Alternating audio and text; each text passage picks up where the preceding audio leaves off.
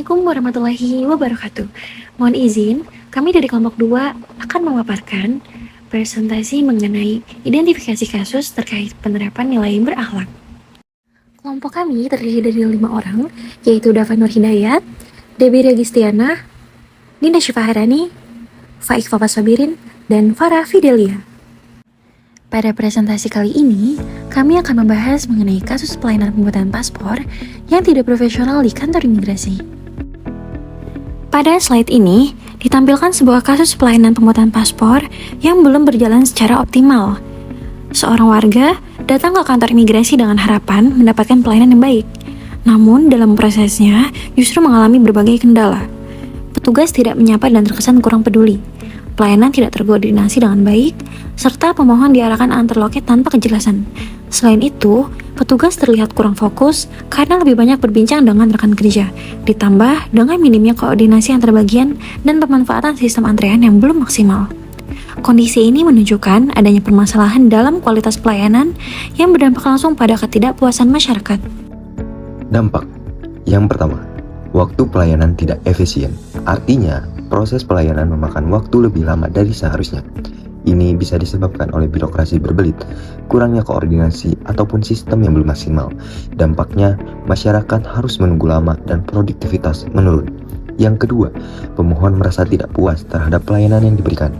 Ketika pelayanan lambat, kurang ramah, atau tidak jelas, pemohon atau masyarakat akan merasa kecewa. Kepuasan publik terhadap instansi, harapan mereka tidak sesuai dengan kenyataan yang diterima. Yang ketiga, terjadinya keluhan masyarakat terhadap pelayanan. Ketidakpuasan tadi akhirnya memicu keluhan atau komplain. Ini bisa berupa kritik langsung, laporan resmi, hingga opini negatif di media sosial. Jika dibiarkan, bisa merusak citra instansi. Penyebab utama 1. Lemahnya orientasi pelayanan. Petugas kurang menunjukkan sikap ramah, empati, dan tidak berfokus pada kepuasan pemohon. 2. Rendahnya integritas dan transparansi. Informasi tidak disampaikan secara jelas, bahkan terkesan bersulit dalam prosesnya. Ketiga, adanya gap kompetensi. Petugas belum sepenuhnya menguasai prosedur atau sistem, sehingga pelayanan menjadi lambat dan kurang tepat. 4. Lingkungan kerja yang tidak kondusif. Tekanan kerja tinggi atau kurangnya dukungan tim menyebabkan pelayanan tidak optimal. Kelima, ketidaksiapan menghadapi perubahan. Kurangnya kemampuan beradaptasi terhadap sistem digital atau kebijakan baru yang terus berkembang.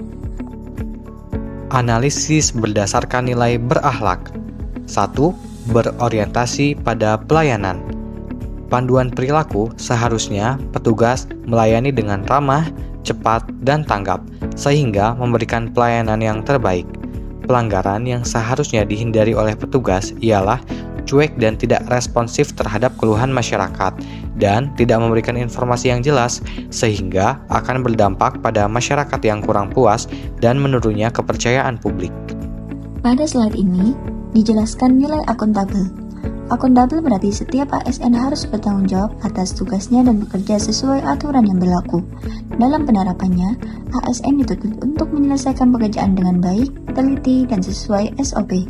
Namun jika nilai ini tidak diterapkan, seperti mengabaikan pekerjaan atau tidak menyelesaikan tugas dengan baik, maka akan berdampak pada menurunnya kepuasan masyarakat dan kepercayaan publik.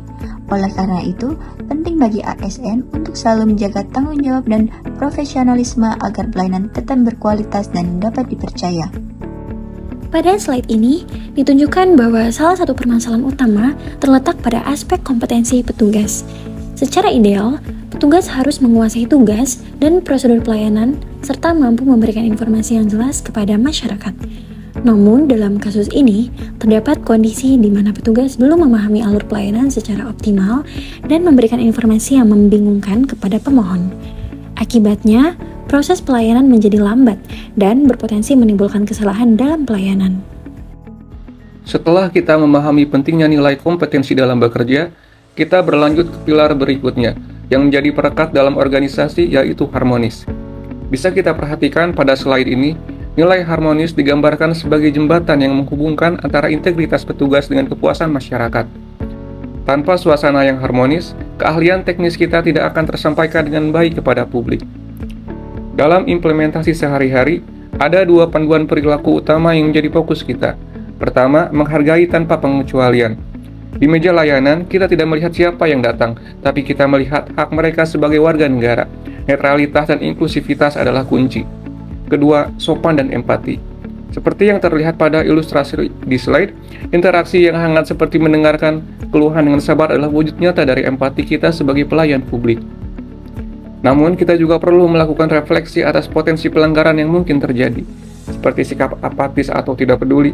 Hal ini sering muncul ketika kita merasa jenuh, sehingga mengabaikan kebutuhan pemohon yang sedang kebingungan. Yang kedua ada degradasi etika. Ketika kesantunan hilang, profesionalisme kita sebagai ASN ikut luntur di mata masyarakat. Mengapa kita harus menghindari hal tersebut? Karena dampaknya bersifat domino.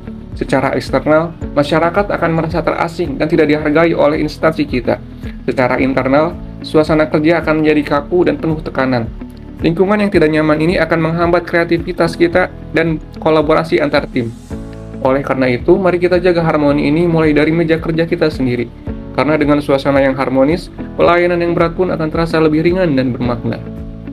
Loyal. Panduan perilaku. Apa yang harus dilakukan? Pertama, menjaga nama baik instansi. Setiap pegawai adalah representasi dari instansi. Sikap, ucapan, dan tindakan harus mencerminkan profesionalisme, integritas, dan etika. Yang kedua, mengutamakan kepentingan negara. Dalam menjalankan tugas, kepentingan pribadi atau golongan tidak boleh diutamakan. ASN harus bersikap berpegang pada prinsip melayani masyarakat dan negara secara objektif, adil, dan tidak memihak. Pelanggaran. Apa yang harus dihindari? Pertama, bersikap tidak profesional. Contohnya, seperti bekerja asal-asalan, tidak disiplin, tidak bertanggung jawab, atau bersikap tidak sopan kepada masyarakat. Yang kedua, merusak citra instansi. Perilaku negatif, baik di dalam maupun di luar pekerjaan, bisa mencoreng nama baik institusi. Misalnya, penyalahgunaan jabatan, berbicara buruk tentang instansi. Dampak akibat dari pelanggaran. Pertama, citra instansi menjadi buruk. Jika pegawai tidak loyal dan tidak menjaga sikap, masyarakat akan memandang instansi tersebut secara negatif. Yang kedua, kepercayaan publik menurun. Ini adalah dampak yang paling serius. Ketika masyarakat tidak percaya, maka pelayanan publik akan sulit berjalan efektif. Pada slide ini dijelaskan nilai adaptif. Adaptif berarti ASN harus mampu menyesuaikan diri dengan perkembangan teknologi dan perubahan sistem. Dalam penerapannya, ASN dituntut untuk cepat beradaptasi dan memanfaatkan teknologi seperti sistem antrian atau aplikasi pelayanan. Namun, jika tidak diterapkan dan masih bekerja secara manual, maka pelayanan menjadi lambat dan tidak efisien, bahkan dapat menyebabkan penumpukan antrian. Oleh karena itu, penting bagi ASN untuk terus belajar dan terbuka terhadap perubahan agar pelayanan dapat berjalan lebih cepat dan optimal. Setelah kita membedah bagaimana nilai adaptif menuntut kita untuk lincah menghadapi perubahan, kita sadar bahwa perubahan besar tidak bisa kita lalui sendirian. Oleh karena itu, mari kita masuk ke pilar terakhir dari core value berakhlak, yaitu kolaboratif. Adaptabilitas tanpa kolaborasi hanya akan menciptakan kecanggihan yang terisolasi. Di sini, kita akan melihat bagaimana sinergi menjadi kunci efektivitas pelayanan kita.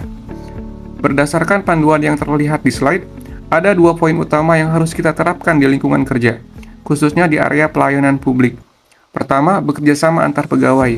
Tidak ada istilah bekerja sendiri-sendiri. Keberhasilan pelayanan adalah keberhasilan kolektif. Yang kedua, koordinasi yang baik. Seperti yang diilustrasikan pada gambar di slide, di mana terlihat adanya sinergi lintas fungsi, seperti Polri dan instansi terkait. Koordinasi yang matang memastikan informasi mengalir dengan lancar tanpa ada hambatan birokrasi. Sebaliknya, kita harus mengidentifikasi dan memutus rantai kebiasaan buruk yang melanggar nilai kolaboratif, yaitu tidak ada komunikasi antar loket. Hal ini sering terjadi ketika satu bagian tidak tahu apa yang sedang dikerjakan bagian lain.